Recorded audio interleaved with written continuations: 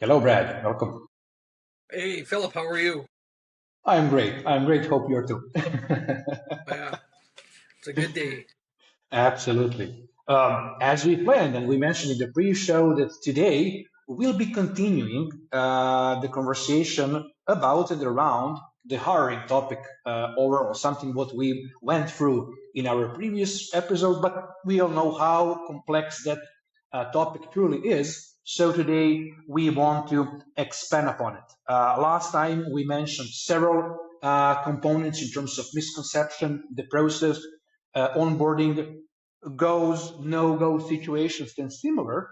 And today we want to touch and dive a little bit deeper into people development within the company after they went through the onboarding process, when they become a part of the living tissue, a part of the company. What is happening then?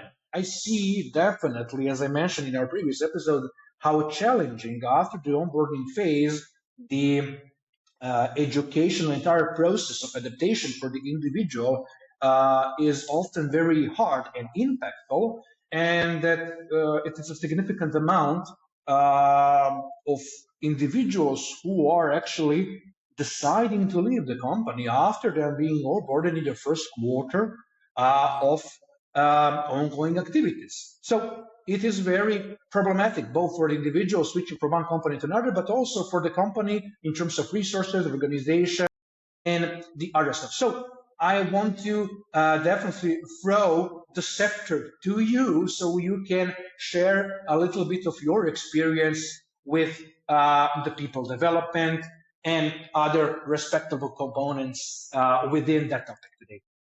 Yeah, sure. It's well, in my experience, it's the attitude about the onboarding slash training.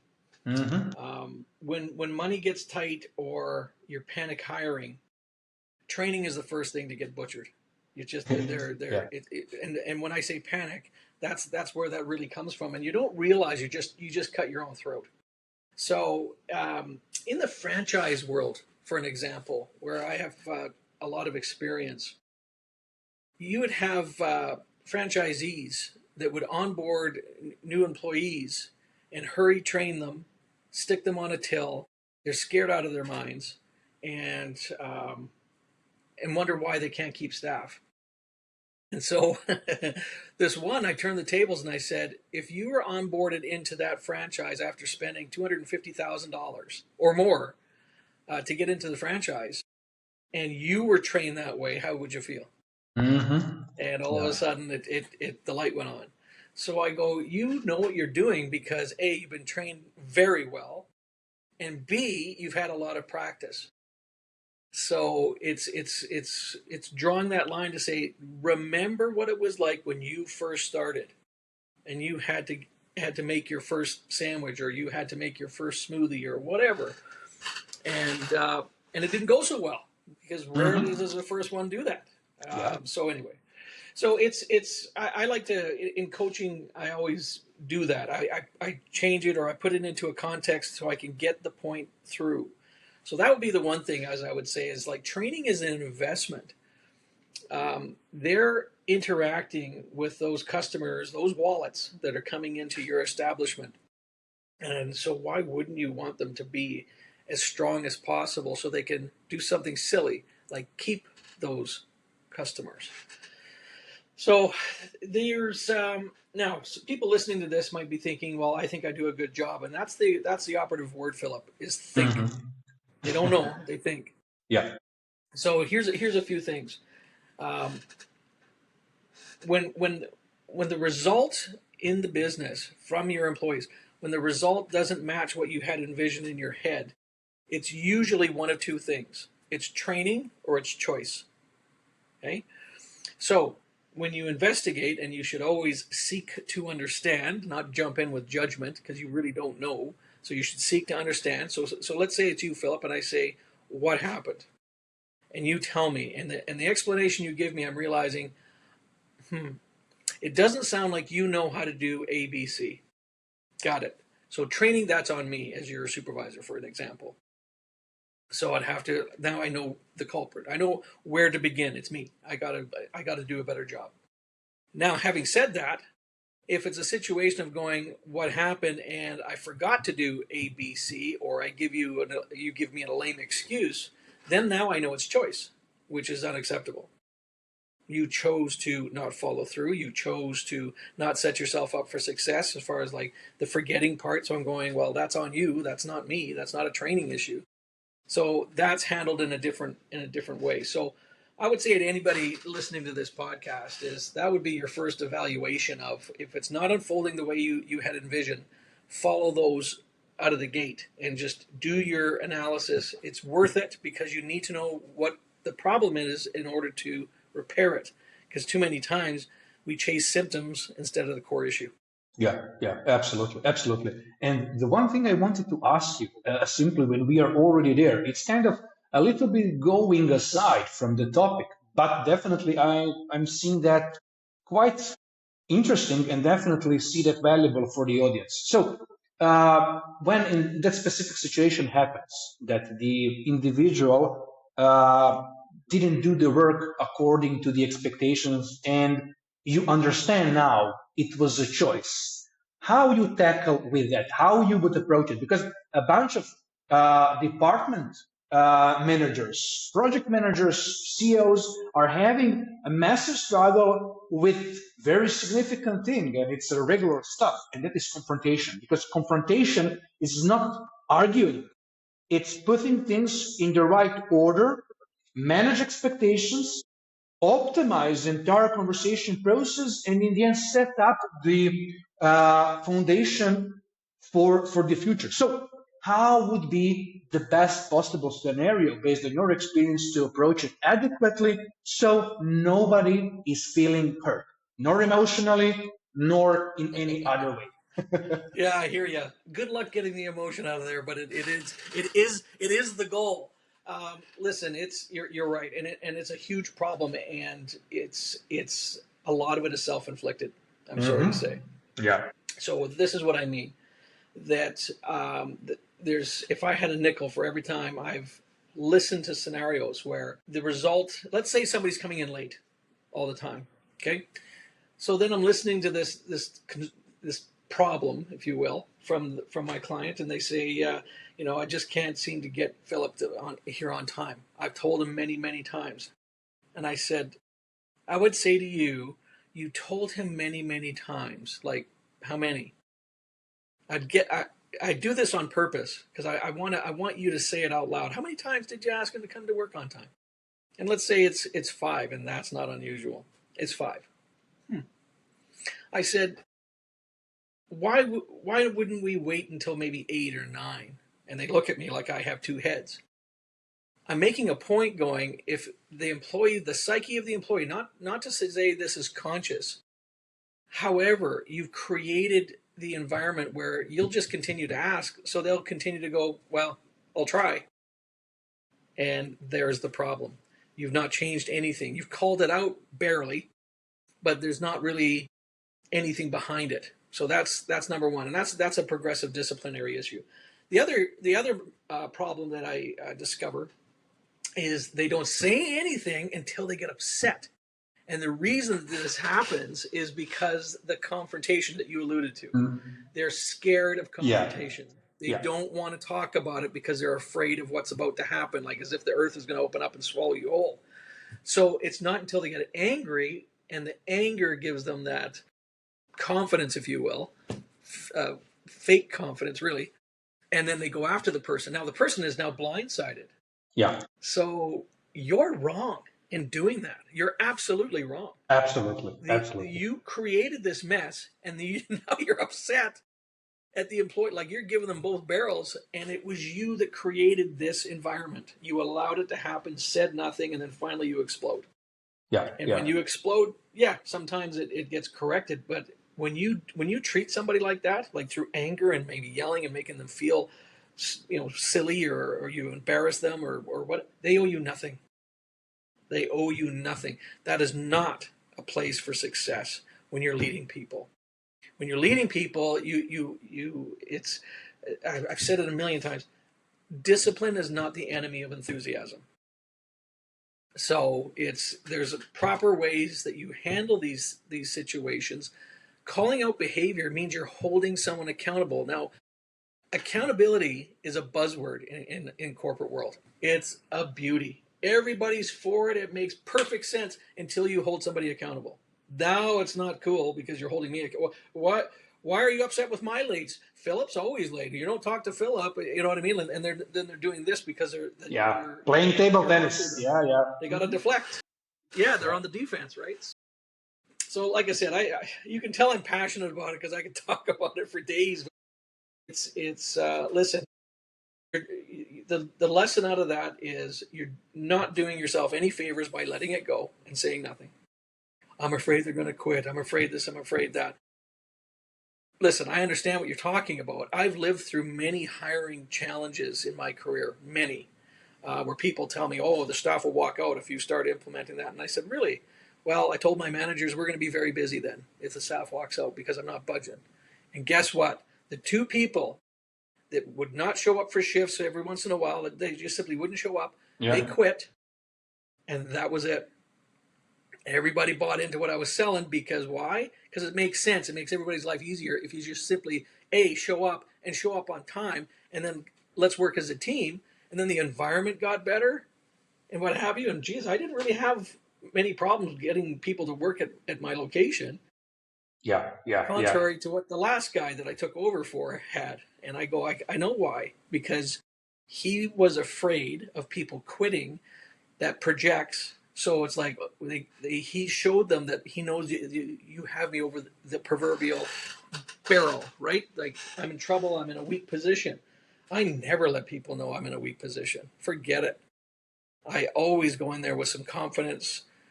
But also the most important thing is I didn't sit at home and make this stuff up. I'm calling out a behavior that is a fact. You can't argue a fact. Okay, gravity works. I can prove it. Type of thing. It's a fact. Yeah, and there in most cases, it's maybe a logical error, but generally people have a tendency to react on emotion. As you said, they're waiting for the bubble to burst, and they throw it everything last in the past 10 years of whatever. And that is wrong. You help me remind of one specific situation long time ago. I was employed, to be more precise, taken as a 1099 as a contractor, and as a chief executive individual in the company for a CTO role. So, point is, the challenge they had, it was a team around 51 or 52 individuals.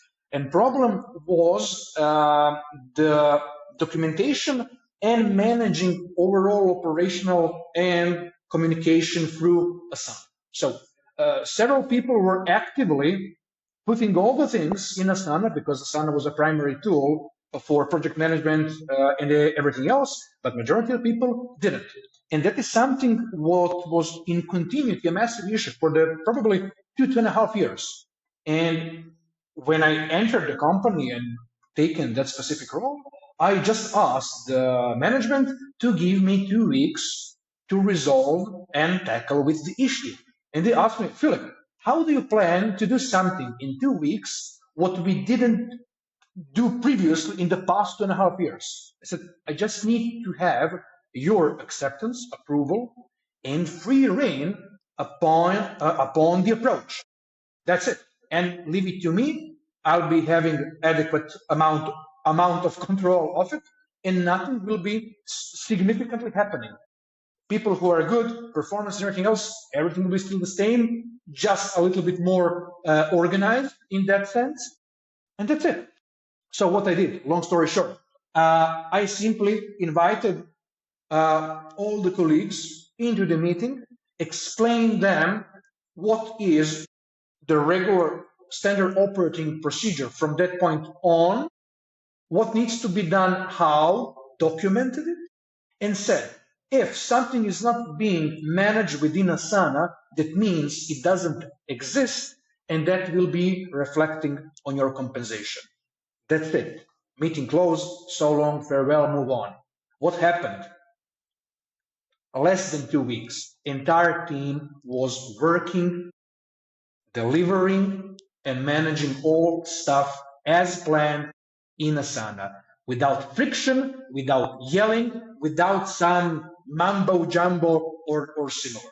They just needed a little bit of guidance, a little bit of leadership, a little bit of support, and the procedure which will be supporting and guiding them toward what is logical in the end, because they had issues in communication, lack of influence. This way, oh, okay, this works. Let's do it this way. Thanks. So yeah, that is one example. Love it, love it. So you really broke down the silos as well, I would imagine, because they must have been working individually, people with their own agenda, and then everybody's rowing in different directions. Is what I was hearing. Is that was Yeah. It was a shit show in respectable moment, but that was polished in the previous mentioned amount of time, which is good. Yep. We all were extremely happy and productive. Well, that's good, and I can echo that time frame. It's you're not creating brain surgeons in 2 weeks. That's not what you're doing.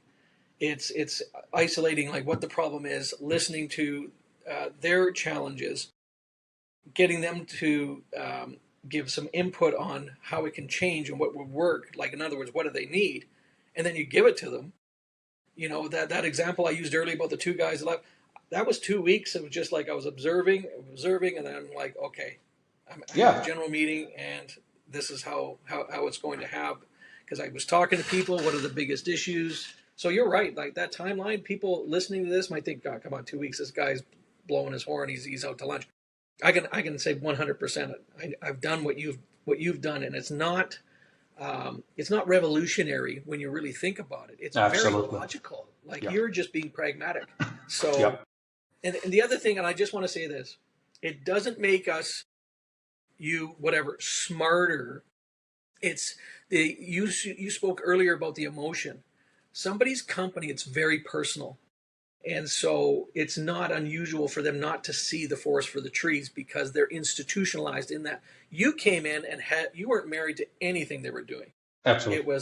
It was objective. I go, yep, I've seen this before. Yep, and then made your changes. So I just want to point that out because sometimes when people hear these stories or whatnot, and they're just like, what makes I could have somebody in the company. Well, I could have fixed that.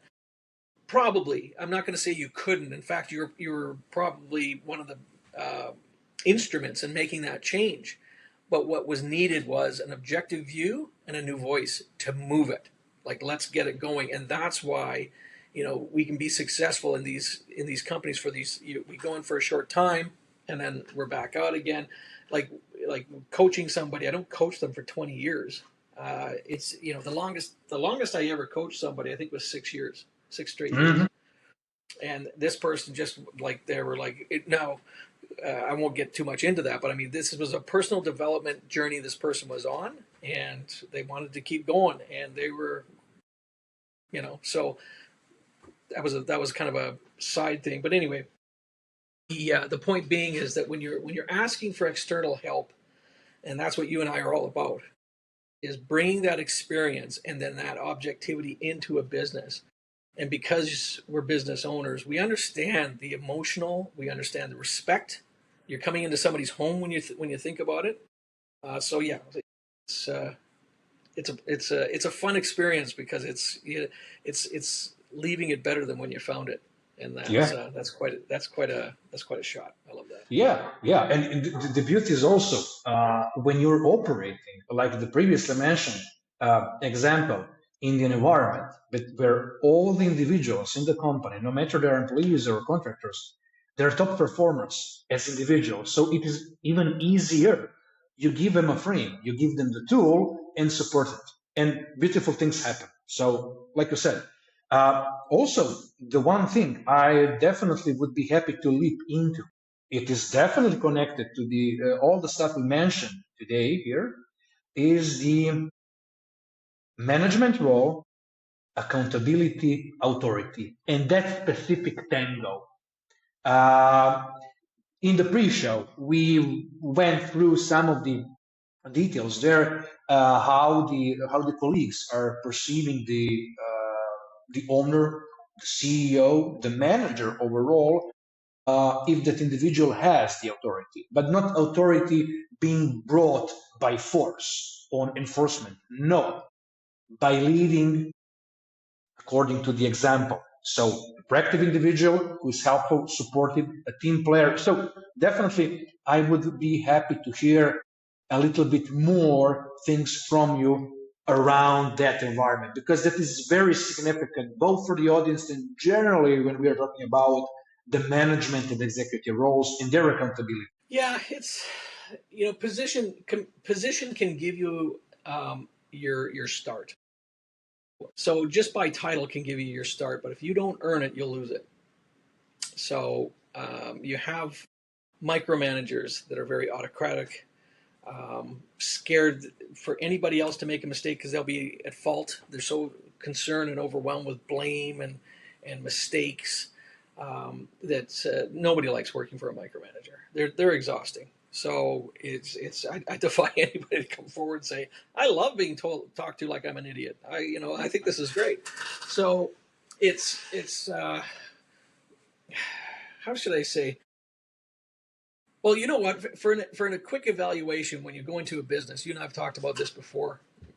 I can tell very, very soon after coming into a business, even as a customer, I can walk in and I'll tell you how the management is just by what I'm observing.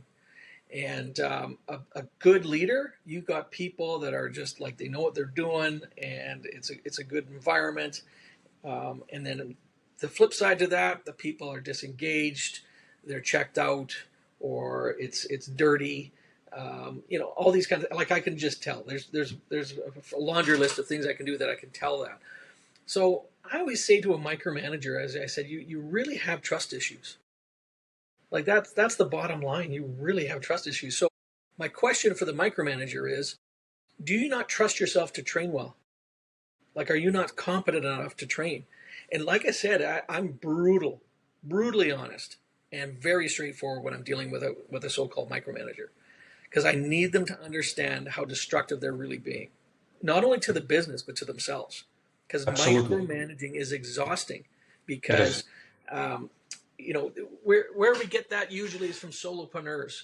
So it's not that people meant to do this. In my view, we don't mean to cause a problem. I just don't believe that. I think that it's my opinion anyways, that when a solopreneur, let's say I'm an electrician, let's put this in the context. Okay, I'm an electrician and I decided to go out on my own, so it's just me, and I'm successful, and the next thing you know I have an employee, and then the next thing you know I have another licensed electrician, and I have 2 trucks, and so on. And let's say I build it up and now I've got, I don't know, let's say 5 trucks. It's a successful business dollars wise, but I'm miserable. And the reason I'm miserable is because I continue to operate it like a solopreneur. In other words, I do everything, I approve everything, nothing can be done without me. And I make all the decisions. And since I make all the decisions, my employees don't think, because I'm creating the environment of doing their thinking for them, because they have to come to me with everything. And then I can't figure out, like, well, this is stupid. Like I got into my own business to have more time, and that's exactly what I don't have. And I go, gotcha. So here's the problem. So I like putting it. I say this is what you've got here is like expecting the pants that you wore in junior high school to still fit. Okay, you've grown. The business has grown, but you didn't, and you didn't keep up. So you're literally a victim of your own success. I call it victim, but I just say that tongue in cheek.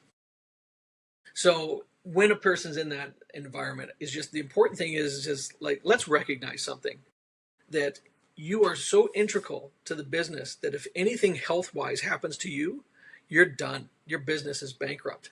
It's a good odds that that's going to happen. So why would you put yourself in that precarious situation? Why do I bring these things up? Because I have to help you change your mindset here. Yeah. And Yeah. like, and so I use these kind of I'll call it a slap in the face, if you will, or cold water on the face, or whatever. It's to wake you up and have you turn around and look at what you did. Like this is what we have. So the advantage of having people who are supported, who are developed, because my other fun saying is pay now, pay later. So pay now, do some developing, train properly, support your people, let them make mistakes. Meaning, like it's they'll learn, and you have those teachable moments, those coachable moments, and then they get better, and then they don't make those mistakes, and then they take Exactly. these things off your plate, and then the next thing you know, you're sitting on a beach in Hawaii reading updates on a computer because they don't need you physically there anymore. And that's just an example, but it's the people that pay later is when they're desperate and they need that silver bullet. And you've gotten those calls, Philip, where they're just like, this is what's going on, and I need it fixed, and you're going, I'm sorry. Yeah. This is not a there's no such thing as a silver bullet to fix everything all now right now, because there's too many things wrong. And then secondly, this is going to be a process, and some people don't survive the process, meaning financially they don't survive it. Yeah, yeah, because in the end, what is important for all the owners to understand, people have a tendency to forget things. Everything is a compound effect. So everything what is happening to us today, it's previous work, good or bad. Yeah, manage with it, cope with it, whatever. The one thing you help me remind a specific case, and very recent one. My colleague who I'm helping and supporting in the business, she has a very cool company, profitable, blah blah blah, and she has expanded the team from solopreneur to several people in the company. But still, what's happening, and I see that very often in companies, executives, micromanagers with certificate, they're being angry, and their colleagues, yeah, they're not being proactive. I am paying them for this. Stop. It's on you. Using the least resistance pattern based on the environment you've created. So they're just reacting on your bullshit. Yeah. And then things start to roll up, and they gradually start to understand what is actually happening. Because especially if you're already engaging with, employing, and taking proactive people, give them free rein upon their expertise so they can do stuff adequately, not waiting for every freaking moment and approval which needs to come from your hand, from your signature. Yeah, it's very important. And there are so many companies which started as a one-man band, two-man band, three-man band, maybe five-man band, and then grew to 15, 20, 30, 50, 100, whatever. But as I said, patterns stay the same. So if you're not progressing or developing with your company, you're stagnating by default, because previously you were the strongest component in the chain. Now you're the weakest one. And you're actually pulling backwards entire team and entire company. As you said, it's not a matter of if something will just shit will be hitting the fan and things will be going sideways and or taking downturn. It's only a matter of when. So you can prevent it. You need to be ready to make necessary change, and a good timing definitely helps. Yeah, I couldn't agree more. And I think, just in closing, I think the operative thing here is you have to get some perspective. It's in business, and you talked about the emotion. Yes, there's emotion in it. Absolutely, there is. It's that willingness to kind of go stop for a moment. Let's just let's stop protecting ourselves and say I'm a victim and the day is happening to me, and the day is happening for me is how it should be. So what is it? So you start to slow down and take stock. So that would be, in closing, that's what I would say to people is that if the result isn't there, and I said this on the previous episodes, is if the results aren't there, start with you. Just start there. Be object. Get some feedback. Like, especially if Absolutely. you have a team, get some feedback. And so Even you, Philip. I mean, when we've like you and I've known each other for years, and I have at times said, "Hey, did I come off this way? Hey, what are your thoughts about this?" And I describe a scenario I'm dealing with, so I can get some perspective. That's just healthy. It's Always. just it's such a victim mentality to think that they're quitting because they can go make money elsewhere. Well, that's not personal, is it? But if I told you they're quitting because of you, all of a sudden that's an issue. So Mm-hmm. it's just having that willingness to put the needle on yourself and say, okay, if I want something different, I have to be different. It's that simple. Wouldn't Yeah, you yeah, agree? Yeah. absolutely. Only change is constant. Yeah.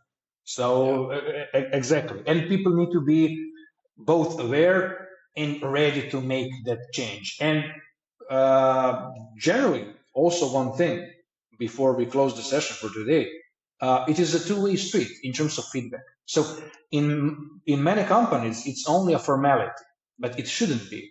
It is significant for the improvement, enhancement of the company processes and procedures, and in the end, foundation for the same company to strive forward according to the goals, plans, and everything else. So it is an integral component of the business growth and very significant. Oh, 100%.